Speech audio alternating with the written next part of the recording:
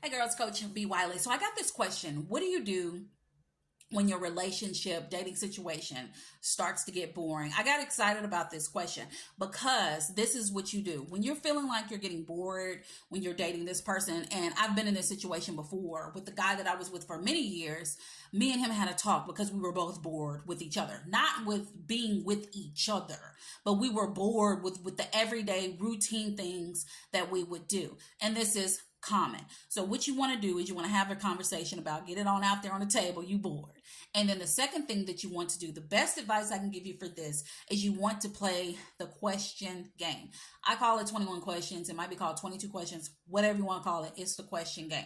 The last person I played this game with was with someone who had never really dated a woman and really got to know her beyond her looks and her body. I was the first woman that he had dated where he had sat down with and literally just we questioned each other and for hours, and he lived for that. So that was a great experience. I've played this game a number of times with different dudes, so whatever. But so when you're feeling bored, what you want to do is ask questions.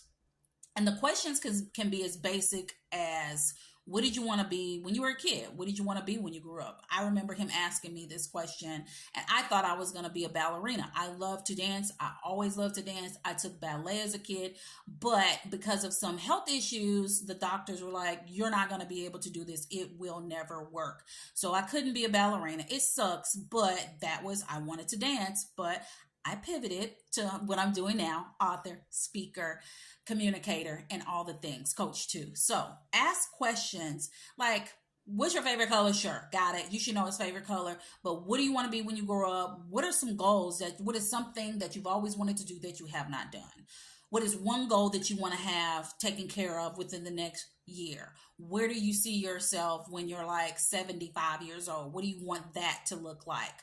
What is your relationship like with your dad? You can ask the very surface level questions. You can ask silly questions, fun questions, and then you can also throw in some questions to where you're really getting to know him. What do you really like to do for fun, but you ain't done it in forever because you have work, because you have children? This is a time when it's boring this is how you spice it up. Number one, my favorite thing to do is communicate. So number one is communication. That's where it starts. Communication opens so many doors.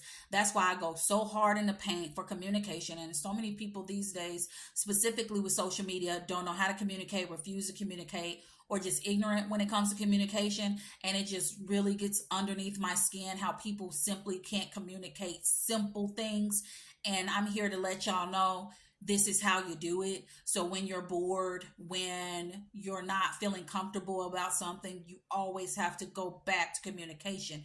When you're starting the ride and the journey with this person that is interested in you, ladies, you have to start off by knowing what kind of communicator they are. You have to do this. And if you know that you're not the best communicator, that is no longer an excuse at your old age. And what I mean by old, if you 40, 20, 30, 70, you're mature enough to realize you should know how to communicate because we are humans. How else are we going to know what each other wants outside of a text message? How are we going to voice that? With communication. So do me a favor. Take this tip, and I'm telling you, the new guy, it can apply to a guy that you're already dating. And this can also apply to a guy that you're just getting to know. That guy that I played the last time I played with him, I was just getting to know him. We were just starting to date, and it was just something fun to do. We were in his kitchen. There were no distractions. We were smoking hookah, and we were just talking. And I think the music was on in the background, and we were just talking. Y'all want to get intimate, but y'all don't know how to get intimate. Y'all think intimate is jumping in the bed with someone. Absolutely not. No, intimacy is getting up here. You get your mind together, honey, everything else will follow. Trust me on that. So get on in there, have your powwow, make it light, make it fun, but then also ask questions that you want actual answers to. You're trying to learn about this person. You can't be dating someone you don't even know. You can't be dating someone just because he look good and his body is right and he has a nice car. That makes no sense. We got to move past that. Those are just the bonuses. Those are just like an accessory, like to a new car. Like you got the new car, right? And it got leather seats. Yay. And the seats also warm and cool. Yay. And in the armrest, it has a little mini cooler in it for you to put like a water. Yay. But what else does it do? It will get you to where you need to go, A to B, regardless. It has a good engine, it has a good transmission, it has an alternator, it has a warranty. Like, we need to know what's up with this guy. Sure, he looks good and everything, but what is your heart doing? You got heart failure? Like, what is your gut like? Is it gonna be bubbling in the middle of the night? Are you gonna have to get like a freaking liver? Your liver gonna have to get removed? What's up with your prostate? Like, what's up with your skin, bruh? Are you gonna start peeling because you don't put lotion on? Like, what is happening? Let's go underneath the hood. I think that Patty Stanger would say that on her dating, on her matchmaking show. Get under the hood and find out what's good. And by getting under the hood, we're wanting to know who he is mentally, spiritually, emotionally. That's the makings of a man. The makings of a man isn't his penis or his chest and that he work out or that he got nice teeth. Those are just the bonuses. Those are just the perks. They look good. Those things are good to look at.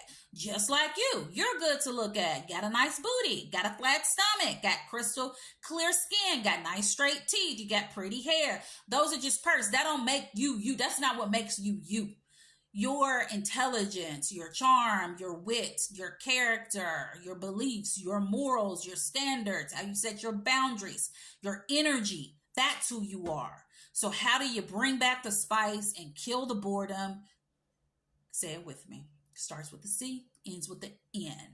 And it ain't what you're thinking. Communication. Thank you, guys.